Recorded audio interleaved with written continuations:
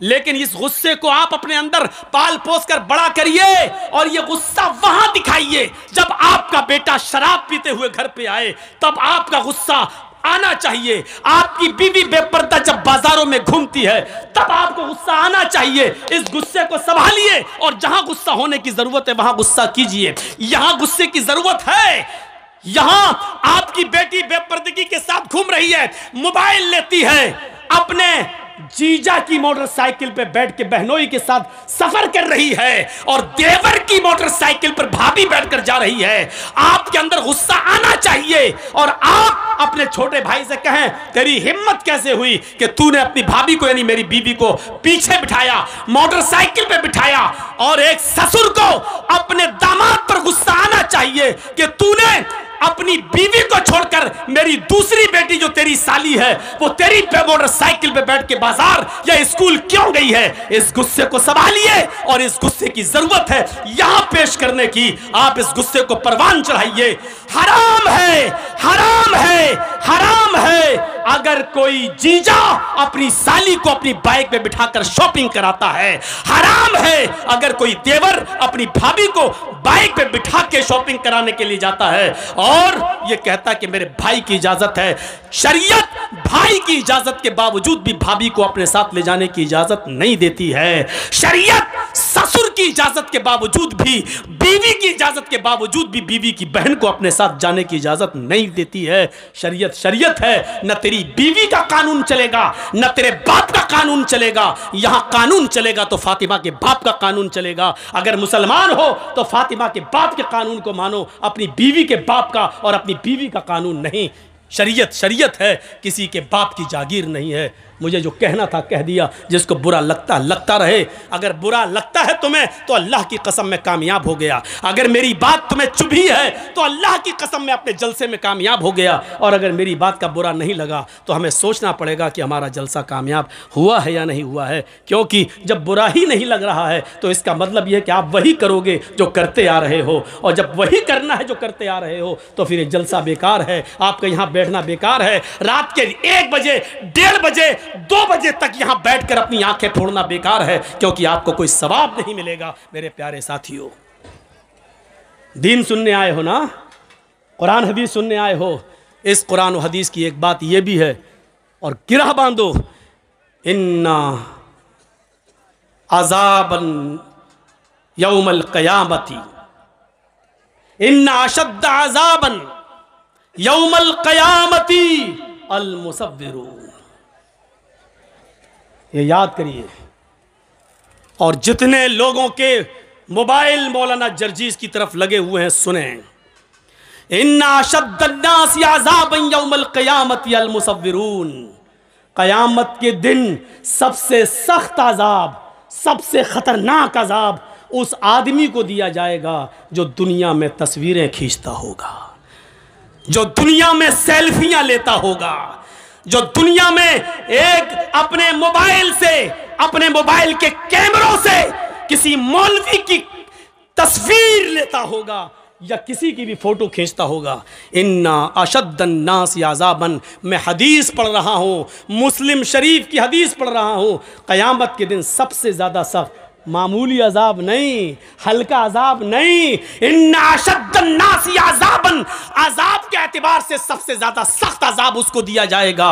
अल मुसव्विरून, जो दुनिया में तस्वीरें खींचता होगा, तस्वीरें बनाता होगा।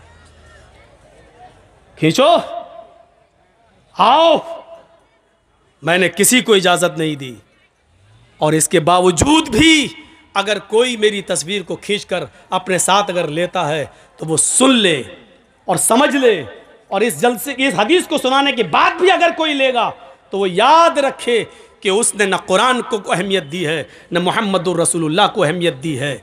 उसमें और वसीम रिजवी में कोई फर्क नहीं। वो भी नबी को नहीं मानता, तुम भी नबी की हदीस को नहीं मान रहे हो, कोई फर्क नहीं है। अब लीजिए जलसा खत्म करने के बाद मेरी सेल्फी देखें कितने लोग लेते हैं। मैंने कह दिया कि उसमें और वसीम रिजवी में कोई फ़र्क नहीं। अब जो मोहम्मद का शेदाई होगा वो मेरा फ़ोटो नहीं लेगा, जो वसीम रिजवी का भाई होगा वो खट फिर भी खींचेगा। अब देखता हूं कि कौन मोहम्मद का शेदाई है और कौन वसीम रिजवी का भाई है, अब देखना है मुझे। खींचो फोटो। नहीं मिसाल देना चाहता था लेकिन आज दी हमने। आए हो जलसा सुनने, मजाक बना के रख दिया है दीन के जलसों को, मजाक बना के रख दिया है। परचूनी की दुकान, किराना मर्चेंट की दुकान समझ लिया। जो समझ में आया वो अमल करेंगे, जो नहीं समझ में आया छोड़ देंगे। ये तुम्हारे बाप की जागीर चल रही है। इस्लाम के जो हमें पसंद है वो अमल करेंगे, जो पसंद नहीं आया वो छोड़ देंगे। नहीं चलेगा। शरीयत तो मोहम्मदुर रसूलुल्लाह की नापसंद को भी नापसंद नहीं मान रही है। याद है अल्लाह के रसूल का मामूल था, असर की नमाज पढ़ के आप अपनी सारी बीवियों के घर जाते थे, थोड़ी थोड़ी देर के लिए। आपकी जितनी बीवियां मौजूद थी उनके घर जाते थे और हज़रत ज़ैनब के घर थोड़ा ज़्यादा बैठ जाते थे। क्यों? कि किसी जगह कुछ मिलता नहीं था। और ज़ैनब क्या करती थी, जो आपकी बीवी थी ज़ैनब बिन्त जहश, वो क्या करती थी, उनके पास शहद था तो शहद का शरबत बनाकर अल्लाह के नबी को पिलाती थी। तो भूखे रहते थे, नहीं मिलता था। फ़इन्न खैरल हदीस किताबुल्लाह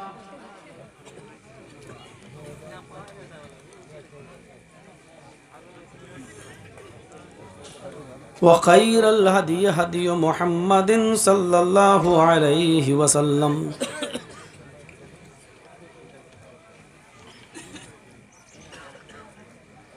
व शर्रुल उमूरि मुहदसातुहा व कुल्लु मुहदसतिन बिदअह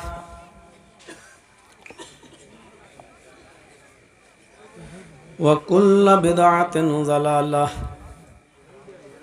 व कुल्लु ज़लालतिन फिन्नार।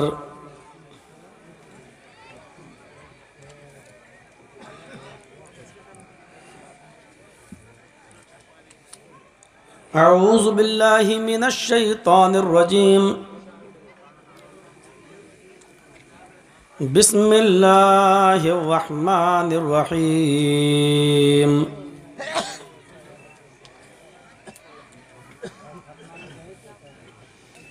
शरअ लकुम मिनद्दीनि मा वस्सा बिही नूहन वल्लज़ी औहैना इलैक वमा वस्सैना बिही इब्राहीम व मूसा व ईसा अन अक़ीमुद्दीन।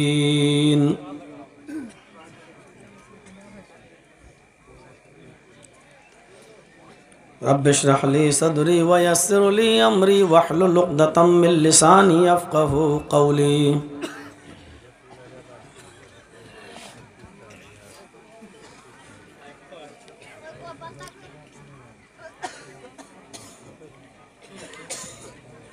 मुअज़्ज़ज़ मुअक्कर